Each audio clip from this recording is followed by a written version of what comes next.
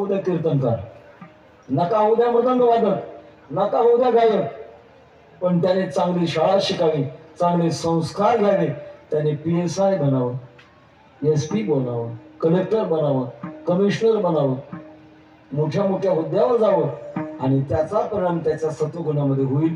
आम्ही आमच्या तालुक्याच्या ठिकाणी शिबिर घेतली, अशी 400 मुलं जमा केली, 11-12 शिक्षक असायचे, एक महिनाभर त्यांना संस्कार द्यायचे.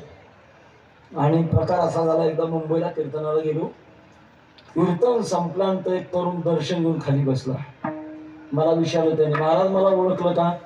आता खोटं कसं बोलायचं, साहेब नाही ओळखलं तुम्हाला? आम्ही साहेब नाही, तुमच्या शिबिरातला विद्यार्थी तेरचा बबलू. मग लक्षात आलं, हा तो खोड्या करणारा बबलू का? हा म्हणे मुळीच आहे. इथं काय करता? मी अंधेरीला इंजिनियर आहे. असं का? आम्ही तुम्हाला एक महिनाभर दिले, ते तुम्ही सांभाळलं का? त्यांनी सांगितलं, महाराज रोज विष्णू सहस्रनाम 15वा अध्याय हरिपाठ म्हटल्याशिवाय जिभेला पाणी लावत नाही.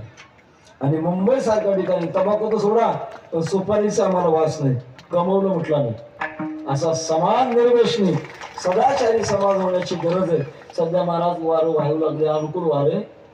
आता सांगण्यात मोठेपणा नाही, नागपूरच्या पलीकडे रामटेक म्हणून गाव आहे, या नागपूर भागामध्ये आम्ही असं थोडं बहुत बोललो आणि सांगितलं, तुमच्या भागामध्ये आळंदीच्या आमच्या सद्गुरू जोग महाराज संस्थेची वारकरी शिक्षण संस्था स्थापन करा. एका भाविकाने ती संस्था स्थापन करण्याकरता 4 एकर जमीनची किंमत आता 5 कोटी रुपये आहे. ती आळंदीच्या संस्थेच्या नावानं बक्षीसपत्र रजिस्टर करून दिली. इथं आपल्या महाराष्ट्रात कालच फोन आला धुळे जिल्ह्यातून, महाराज आमची 2 एकर जमीन आहे आणि जोग महाराज वारकरी शिक्षण संस्था आम्हाला स्थापन करायची, आम्ही करतोय, या म्हटलं सगळे नियम सांगू. एवढंच नाही, 10 जानेवारीला आम्ही मध्य प्रदेशमध्ये होतो, छिंदवाडा जिल्हा, अंबाडी नावाचं गाव, आणि 12 वर्ष नामसप्ताह करण्याचा परिणाम सांगते करता गेल्यानंतर आम्ही असंच शेवटच्या वेळेला बोललो. तर बोलल्यानंतर एका महाराजाने उठून सांगितलं, महाराज आम्ही तुमचे शब्द खाली पडू देणार नाही, मध्य प्रदेशमध्ये जोग महाराज संस्थेची उपशाखा प्रस्थापित करू आणि त्या संस्थेकरता माझ्याकडनं 11 कोटी रुपये मी जाहीर करतो. चांगली हवा सुटली नाही, चांगली गोष्ट, अनुकूलता प्राप्त होईल. कोणी म्हणजे तुम्ही पैसे गोळा करायला लागलात का? आमचा धंदा नाही महाराज पैसे गोळा करण्याचा. ज्या संस्थेच्या भागात जो निधी जमा झालाय तो निधी त्याच संस्थेकरता वापरला जाईल. आळंदीला एक नया पैसा आणणार नाही, कारण जगात एक आदर्श संस्था आहे, 108 वर्ष होत आहे तिला, शिक्षकाला पगार नाही, विद्यार्थ्याला फी नाही, सरकारचं अनुदान नाही, संस्था मागतही नाही, अशी आदर्श संस्था आहे. आणि त्या आदर्श संस्थेकरता बाकीचा निधी आम्ही आळंदीला खर्च करणार नाही, जिथल्या तिथं खर्च करणार आहोत. आणि आपल्यावर कर्तव्य आहे, आपण पुढच्या पिढ्या सुसंस्काराने घडवा, एवढं माझं अंतःकरणातलं मानस आपल्यापुढे प्रगट करून झालेली चिंतन सेवा भगवान रामेश्वराच्या चरणांमध्ये समर्पण करू. तुझे देणे तुझ्या दगडमना सम सम चरित्रम शिक्षेरन पृथिव्याम सर्व मानवा. जगातल्या माणसांनी भारत देशामध्ये यावं आणि अध्यात्माची धडे घ्यावी, भक्तीची धडे घ्यावी, अशी उंची आपल्या देशाची. मधल्या काळात पाश्चात्य संस्कृतीचं अंधानुकरण, त्याचा परिणाम संस्कृती खाली आली आहे. बातम्या वाचा, ऐका, नको नको ते भ्रष्टाचार, हिंसाचार, स्वैराचार, अत्याचार, अनाचार, बलात्कार, अपहरण, कुठं चालला आहे देश? कोण आवरी गेला? आवरण्याची जबाबदारी तुमची आमची आहे. आपण तर सर्व सात्विक आहात, भाविक आहात, पण आपली पुढची पिढी सुधारण्याची जबाबदारी आपली आहे. माता शत्रू पिता वैरी येन वालोन पाठिता. आई बाप शत्रू आहे, ज्याने आपल्या मुलाला चांगले संस्कार लावले नाही. इकडची लहान पिढी काळी घेऊन उभं राहतात, 2 तास उभे राहतात, चांगले संस्कार लावले. ज्याने हे संस्कार लावले त्यांना मी कोटी कोटी धन्यवाद देतो. मला हे अत्यंत आवश्यक आहे.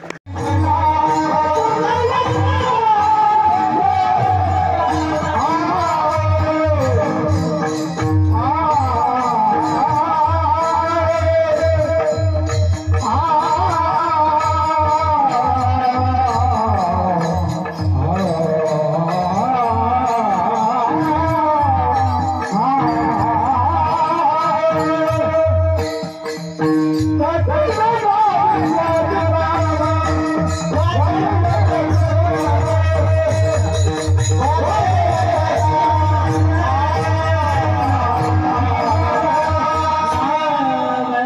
चांगलं झालं शेवटचीचा जरी समजायला हरकत नाही, तुम्हारी मन की बात मैंने पहचानी.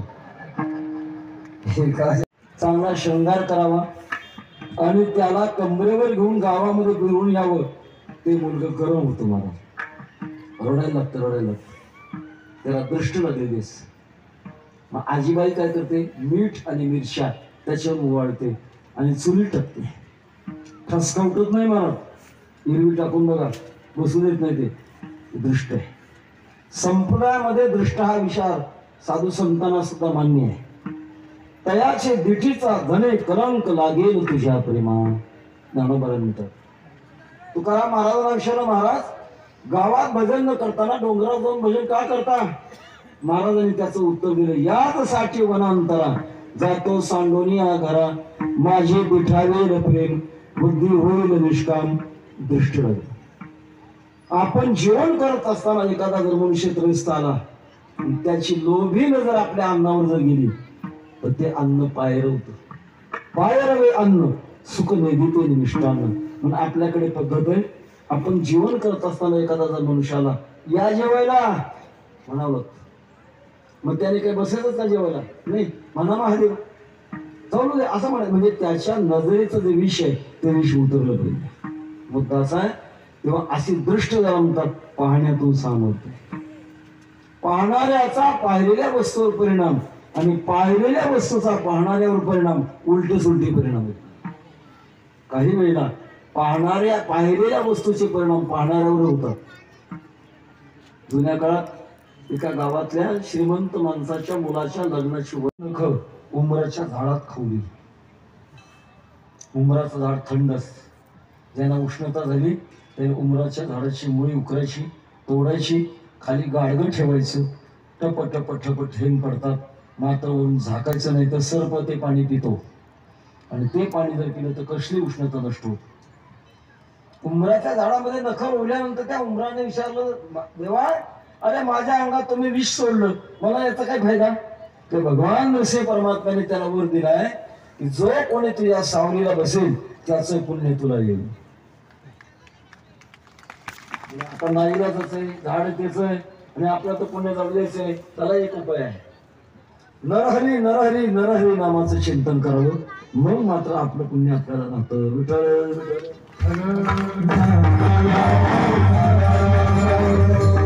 मी धर्म शब्दाकरता बोलतो. आपण केलेलं पुण्य ती शक्ती आपल्याला मिळण्याकरता ते सांभाळावं लागतं. धर्म अर्थ, अर्थ म्हणजे पैसा. माणसाचं जीवन अर्थ प्रधान आहे. कुठली गोष्ट सर्वारंभात तंदुराज प्रश्न मुला. आता मंडप टाकायचा म्हटलं, उत्सव करायचा म्हटलं, याला द्रव्य लागतच आहे, त्याच्याशिवाय थोडंच होत आहे. तेव्हा भगवान शंकराच्या साधनेतून ज्यांना द्रव्य हवे त्यांना द्रव्य प्राप्त होऊ शकते.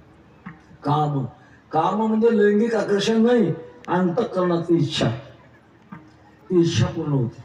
आणि सर्वात शेवटचा फायदा म्हणजे मोक्ष. मोक्ष कशाला म्हणतात? एकदा का आपला देह पडला की पुन्हा आपण जन्माला येणार नाही, याचं नाव आहे मोक्ष. एरवी तुम्ही आम्ही जन्माला आलो, काही चांगलं वाईट कर्म केलं, देह पडला आणि मग पुढचा जन्म आपल्या कर्माप्रमाणे आपल्याला मिळतो. सती कर्म मुले विपाको जात्यायुर भोगा. जात आयुष्य आणि भोग आपल्या मागच्या कर्माने मिळत असते. हे करत असताना हे सुटत नाही महाराज. कधीपासून झालं हे? शास्त्रामध्ये याला एकच शब्द अनादि. आदिर्न ज्ञायते इति अनादि. कळत नाही कधीपासून आपण जीव झालो आणि या जन्म मरणाच्या फिरात कधीपासून अडकलो. किती वेळा जन्माया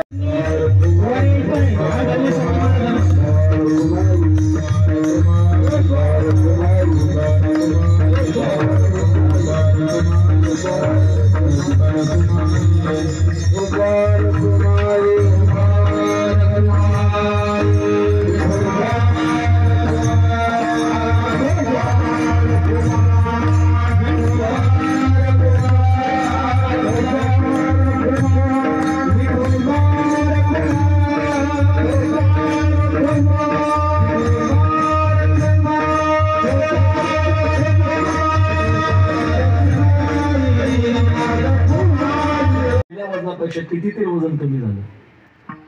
रक्तातल्या पेशी मरतात ते क्रोधामुळे मरतात. त्याच्यामुळे माणसाने कुठल्याही प्रसंगामध्ये जर क्रोध निर्माण होण्याची वेळ जर आली तर भगवान शंकराचं नाम नका. सांब सदाशिव सांब सदाशिव सांब सदाशिव. क्रोध आपोआप कमी होईल, कामाची वृत्ती कमी होईल. म्हणून वाचे वदता शिवनाम तयान बाधी क्रोध काम. ही बाधा होणार नाही.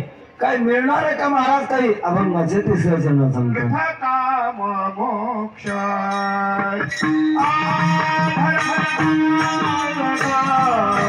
मोक्ष